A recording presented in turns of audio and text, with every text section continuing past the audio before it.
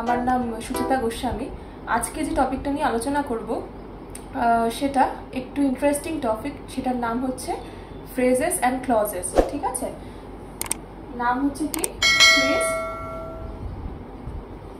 And clause.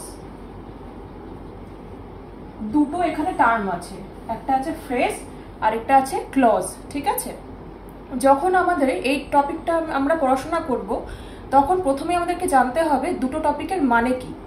ঠিক আছে, দুটো টপিকের মানে কিন্তু টোটালি ডিফারেন্ট। অনেকে মনে করেন যে একরকম নয়, একই কিন্তু নয়। ফ্রেজ কথাটার অর্থ হচ্ছে, প্রথমে একটা একটা দিয়ে স্টার্ট করছি আমরা। ফ্রেজ ফ্রেজ কথাটার মানে হচ্ছে আ গ্রুপ অফ ওয়ার্ডস। ঠিক আছে, অর্থাৎ শব্দগুচ্ছ, কিছু শব্দের সমষ্টি। ঠিক আছে, ফ্রেজ মানে আ গ্রুপ অফ ওয়ার্ডস। কেন গ্রুপ অফ ওয়ার্ডস বলছি? তাহলে কি এটা সেন্টেন্স? অবভিয়াসলি কখনো কি একটা গ্রুপ অফ ওয়ার্ডস কখনো কি সেন্টেন্স হতে পারে? অবশ্যই নয়। ঠিক আছে, তাহলে ফ্রেজ কিন্তু কখনো সেন্টেন্স হতে পারে না। কেন? কারণ এটার মধ্যে কখনো ভার্ব অ্যান্ড সাবজেক্টের প্রেজেন্ট থাকবে না। ঠিক আছে, তাহলে এটা কিন্তু সেই জন্যই কিন্তু কখনো এটা সেন্টেন্স হিসেবে গণ্য হতে পারে না।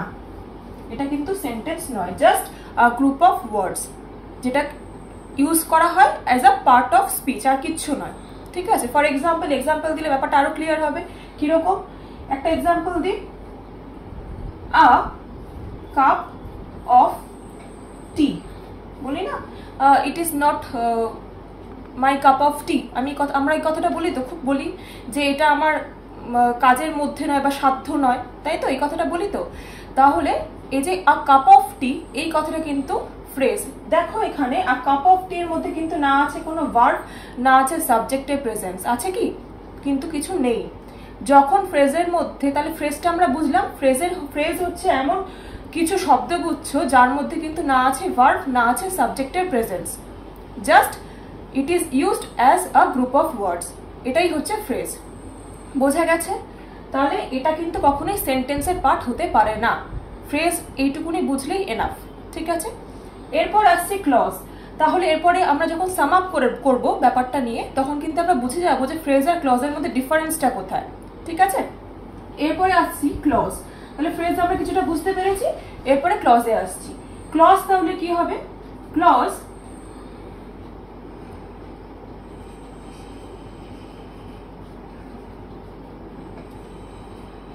or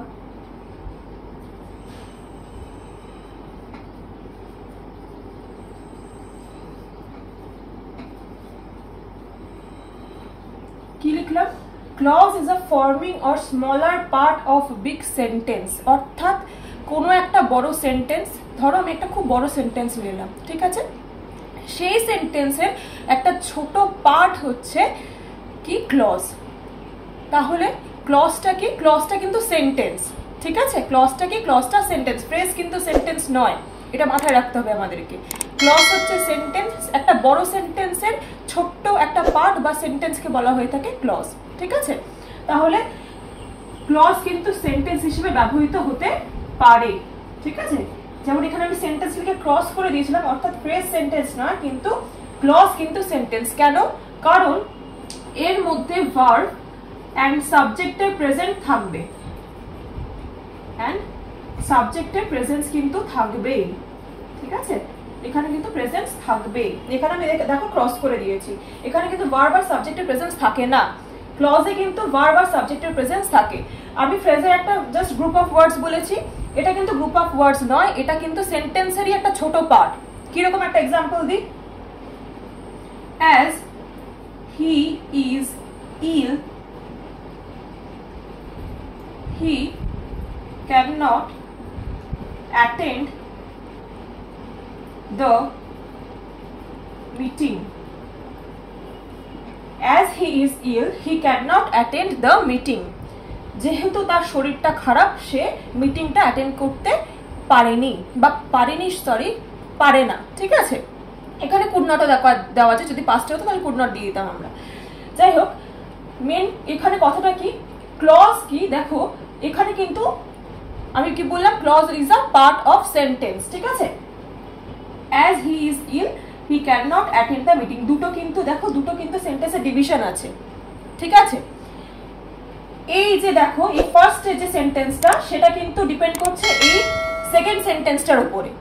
দুটোতেই কিন্তু ভার্বের উপস্থিতি রয়েছে, দুটোতেই কিন্তু সাবজেক্টের প্রেজেন্স রয়েছে। ভার্ব কোনটা এখানে, ফার্স্ট সেন্টেন্সটার ক্ষেত্রে ভার্ব কিন্তু ইজ, সেকেন্ড সেন্টেন্সটার ক্ষেত্রে ভার্ব কিন্তু ক্যান নট, ঠিক আছে। তাহলে ভার্বের প্রেজেন্স রয়েছে, আবার সাবজেক্টের প্রেজেন্সও রয়েছে। হি এখানে সাবজেক্ট, নেক্সট সেন্টেন্সটার ক্ষেত্রে কিন্তু হি সাবজেক্ট। কি বললাম, clause is a part of sentence, ঠিক আছে। As he is ill he cannot attend the meeting, দুটো কিন্তু দেখো, দুটো কিন্তু সেন্টেন্সের ডিভিশন আছে, ঠিক আছে। এই যে দেখো, এই ফার্স্ট যে সেন্টেন্সটা সেটা কিন্তু ডিপেন্ড করছে এই সেকেন্ড সেন্টেন্সটার উপরে। দুটোতেই কিন্তু ভার্বের উপস্থিতি রয়েছে, দুটোতেই কিন্তু সাবজেক্টের প্রেজেন্স রয়েছে। ভার্ব কোনটা এখানে, ফার্স্ট সেন্টেন্সটার ক্ষেত্রে ভার্ব কিন্তু ইজ, সেকেন্ড সেন্টেন্সটার ক্ষেত্রে ভার্ব কিন্তু ক্যান নট, ঠিক আছে। তাহলে ভার্বের প্রেজেন্স রয়েছে, আবার সাবজেক্টের প্রেজেন্সও রয়েছে। হি এখানে সাবজেক্ট, নেক্সট সেন্টেন্সটার ক্ষেত্রে কিন্তু হি সাবজেক্ট। বুঝাতে পারছি? তাহলে ক্লজ আর ফ্রেজের মধ্যে আমি যদি একটু কনক্লুড করে দিই, তাহলে কি বলবো, তাহলে বলতে পারি phrase is a group of words, শুধু শব্দগুচ্ছ যার মধ্যে সাবজেক্ট এবং ভার্বের উপস্থিতি থাকবে না, কর্তা এবং ক্রিয়ার উপস্থিতি থাকবে না।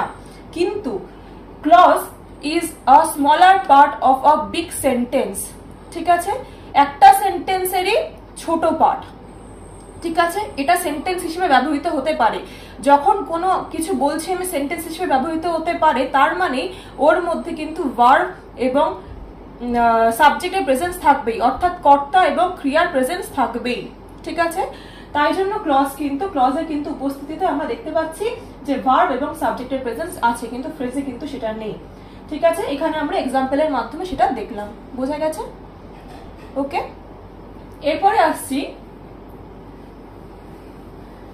এরপরে তাহলে আমরা বেসিক আইডিয়াটা কিন্তু পেয়ে গেলাম ফ্রেজ আর ক্লজের মধ্যে ডিফারেন্স। এইটুকুনি মোটামুটি বুঝলেই কিন্তু আন্ডারস্ট্যান্ডিং লেভেলটা হয়ে যাবে আমাদের ফ্রেজ আর ক্লজের মধ্যে পার্থক্যটা কি, ঠিক আছে। এরপরে আসছি ক্লজ কত প্রকার। ফ্রেজ সম্পর্কে যেটুকুনি বুঝিয়েছি সেইটুকুনি এনাফ, ঠিক আছে। আমাদের মেন টার্গেটটা ফ্রেজ না, মেন টার্গেটটা হচ্ছে ক্লজ, ঠিক আছে। ক্লজের আমরা বিভিন্ন টাইপস এখন পড়বো, ঠিক আছে। ক্লজের হচ্ছে, দেখো, ক্লজ 3 প্রকারের হয়ে থাকে, ঠিক আছে।